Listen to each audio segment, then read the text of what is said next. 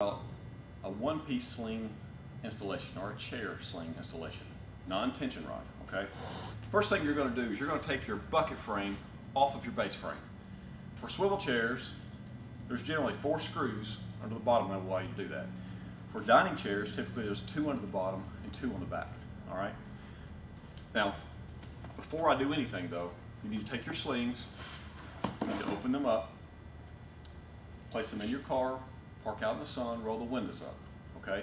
We want them really nice and warm, nice and toasty, and that will do that. So we're going to presume that sling's been is over there warming the car, all 4 of them are, if you will. All right, now this particular bucket frame we have here is a Kingston or a Body Glove 2 bucket frame, all right? So I've got my slings warming, I've got my bucket frame off, now I'm going to clean my frames. We suggest you taking a towel, okay, a little rag or towel, use 409 or Fantastic. You want to clean the frames up really, really well, okay? After you do so, you want to wax them. Waxing will protect them from ultraviolet light, okay, which breaks down the polyvinyl chloride finish that's on there, as well as helping to facilitate installation. So once I've got my frames, and this, you do your bucket frame and your base frame as far as cleaning it and waxing it, okay? And we suggest every spring that you wax your frames. Wash or clean and wax your frames every spring.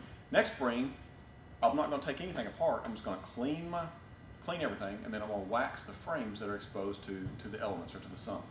Now the next thing I'm going to do is I'm going to take a lubricant. We use Vaseline here. It's cheap, okay? We do this a lot. Water-based lubricants wash off easier. Whatever you just need to use a little bit, especially if it's oil-based, just a little bit. So you'll get a little bit on your hands, you're going to rub them together, and then you're going to wring your hands around the frames from the top all the way down to the bottom, just like this, okay? You just want to get a little lubricant on there.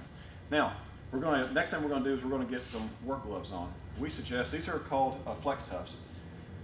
We like these because you're able to grip things. They have the rubber gripped insoles. You're able to get a grip. So I'm going to go get this one warm sling that's been warming in my car, okay? I'm just going to do one at a time. I'm going to start the pocket opening.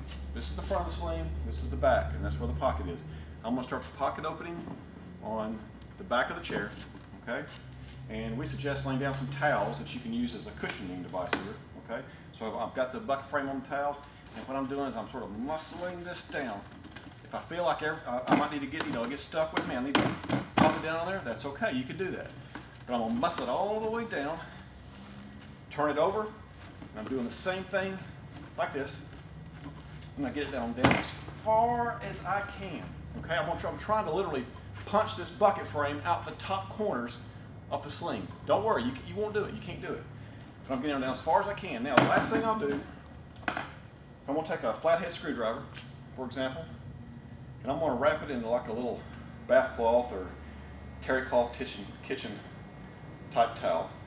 And I'm going to pry in a crowbar style motion or fashion. I'm going to pry over these pockets one at a time. There's one, okay. And then the last pocket, and this is going to be the toughest one, obviously. I'll pry this one over, okay. Pry it over. Now, once I've got the pocket on, all right, I'm going to turn it over.